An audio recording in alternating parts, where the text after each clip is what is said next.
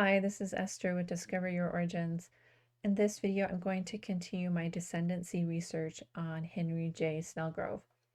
As I was attaching the records in the last video, I noticed a few things that I needed to take a little bit closer look at. The first was the name of Henry J. Snellgrove. I had Henry Jackson Snellgrove because that was what was the name in Family Search. As I was looking a little bit closer at the records that were attached to Henry, I noticed that his name was mostly listed as Henry John or John Henry. And so I wasn't sure where the Henry Jackson came from. And so when I look on Family Search, there are a couple of record hints. The first is this one for his daughter, Inez, where she says her father's name is Jackson H. Snellgrove. So that's one place. And then if I look at the other record hints here, there is this Social Security numerical identification file record for Henry Jackson Snellgrove. And it has his full name and then his parents. So this would have been based off an application that Henry himself would have filled out. So you would think that, okay, maybe his full name is Henry Jackson and not Henry John. It's hard to say though for sure. Jackson could have been a nickname, and that's just what he went by, but his name was actually Henry John. So as a compromise, I went ahead and just changed his middle name here to an initial J because there's a bit of ambiguity. And so if another family member comes along and they see this and they're like, hey, wait a minute, it really is Jackson, then they can go ahead and add it back. For the moment, I just felt like that just needs to have a bit more clarification. And so kind of simplifying it to just his middle initial helps deal with that question. As an alternative, I added alternate names. So we have a John Henry as an alternate name and Henry Jackson as an alternate name. So this allows the hinting algorithm on Family Search to continue to function and find records with those names. And until the question is answered, this is probably a good way to deal with it. So that was one thing.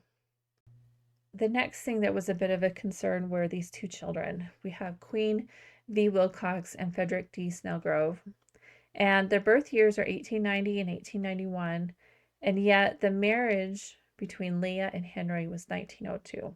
So there's something not quite right, and it's not outside the realm of possibility that they are their children, but it definitely needed a little bit more scrutiny. So I went and looked at the actual census record again.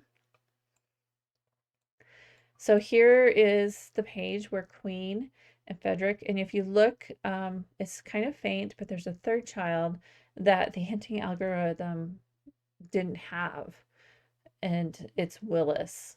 And it gave Willis and Frederick the Snellgrove last name, but you'll notice that there's some things here that just kind of don't fit.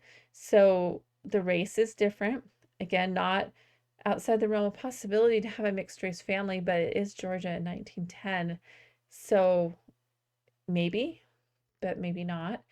If we go back, we have Henry, Snellgrove, Leah, and Johnny. And so you would think that, well, okay, they must be relatives. They must be their children. But I looked a little bit closer at this page and you can see, okay, this is sheet 8B. So if I go forward, it's now sheet 8A that has Queen and Frederick and Willis. So the pages are mixed up. This should have been 9A. So if I go forward, here is 9A right here. And at the top of this one, we've got a Willis, an Eva, and an Aura. So if I go back to my page here, I have a Johnny, a Willis, an Eva, and an Aura. So those are the 4 children that should have been listed in the 1910 census. And so in this case, those 3 are probably the children of Henry and Leah Snellgrove. The ages and everything seem to match with what I've attached from other census record years. So if we go back, Queen and Frederick and Willis their parents should be listed on 7B. So if I go forward and look at 7B, I have an Ed W. Fuller and a Hannah, and that seems to fit a little bit better. So I went ahead and made some notes, and I've extracted the information on this family because I want to attach Queen to the census record so that she's properly documented with the family. So I did a search and I found Ed Fuller and Hannah, and here's their 3 children. So they existed as a family in Family Search.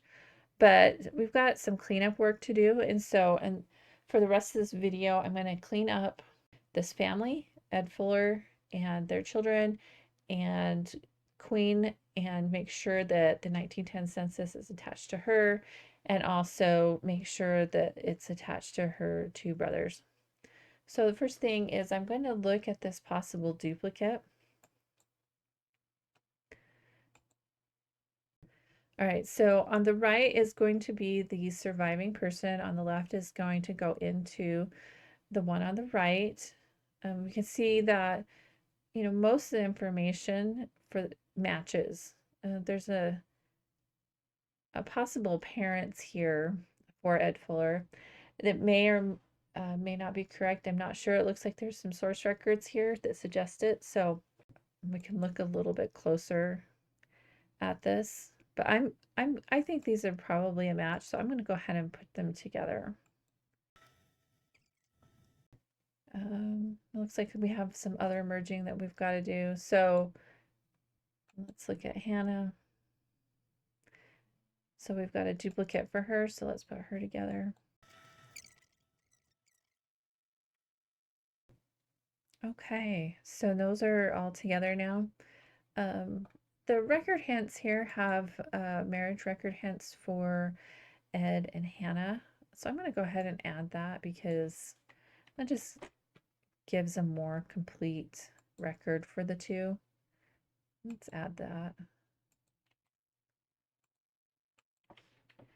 And Wilcox, Georgia.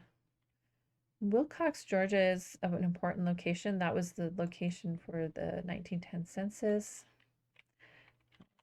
Georgia.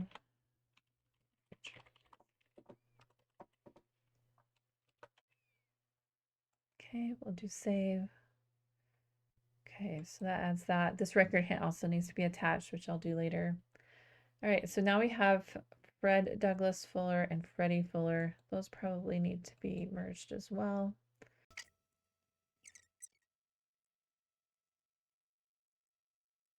All right, so his death record confirms his parents' names. So that gives me a bit more confidence to go forward. I'm going to add the alternate name, Frederick Fuller. So there's another duplicate for him. So let's merge by ID again. Okay, so that cleans up this family here. So let's go back to Ed Fuller because that's where we started.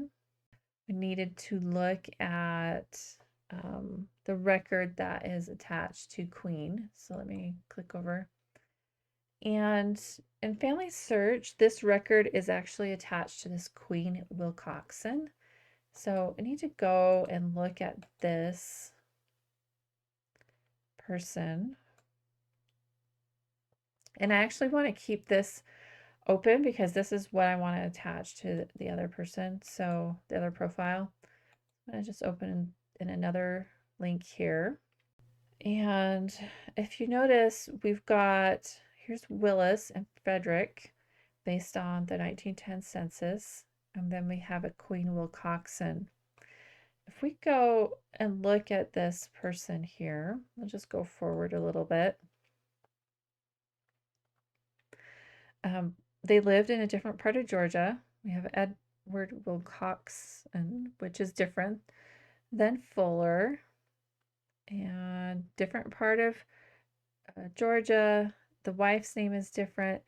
So this Willis and Frederick belong with our other family, and Queen Wilcoxon is probably belongs to this family. So we got a bit more cleanup work to do here. The first thing I want to do is to detach the 1910 census from Queen because this is not her. So let's detach this. Detach. And you do need to provide a reason statement. So I'm going to leave Queen here with Edward and Victoria, but I need to copy. So I'm going to actually copy and paste these IDs onto a notepad because I'm going to merge these two with the other profiles. Okay, so now I'm going to go back to Ed Fuller. Let's see, here we go. And Hannah. So go ahead and merge those two other child profiles. It might look a little messy at first, but it will get it worked out here. So first I'm going to merge by ID, and I have Willis's other ID profile. So for right now, the parents don't match, but I'm going to eventually detach him from these parents. And this profile is going to go into this other profile here, which is the correct profile with his correct name.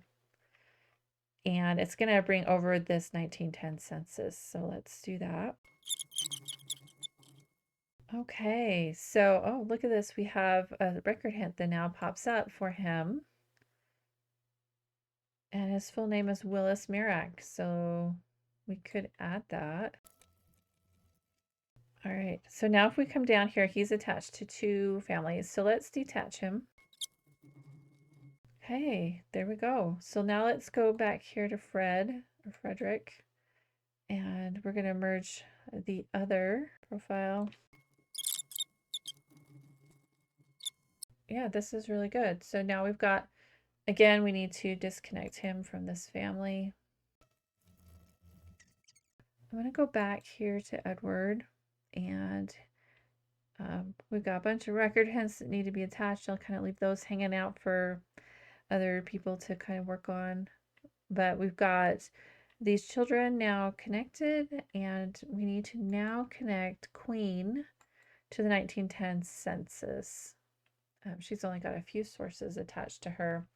So let's copy her ID, and we'll come back over here. Let's refresh the page.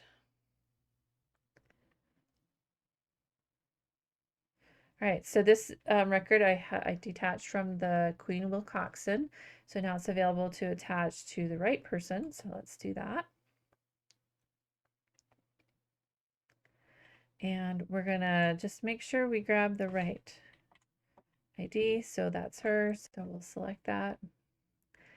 And we'll put this in. And we'll just say, and now it's attached to the correct person. So this is really good. It always makes me really happy when I can clean up something that's been mixed up or confused on Family Search. So now the people who are working on Queen and her other family members have a more complete family. So that's really exciting. So now I need to come back to my Henry J. Snellgrove profile and remove these two children from my tree because they don't really belong here. They belong to their proper families. So I'm going to go ahead and just delete this person from my tree because they don't belong here. And I'm really glad to attach them and have them belong to their correct family on Family Search. Okay, so in the next video, I'm going to take a look at Johnny Snellgrove here. That's the next step in the Descendancy research. So in this video, it was just a matter of cleaning up, reevaluating, see where I'm at, and also cleaning up Family Search. So I hope that was helpful if you run into questions like that when you're doing Descendancy research and the steps that you can take I would encourage you, if you see something that is clearly wrong, to please fix it in Family Search, because that's the only way Family Search is going to get better. And of course, always explain your changes as thoroughly as you can of why you're doing something. But I hope that was helpful. If you have any questions or comments, be sure to leave them in the comments below, and we'll see you in the next video. Thanks for watching.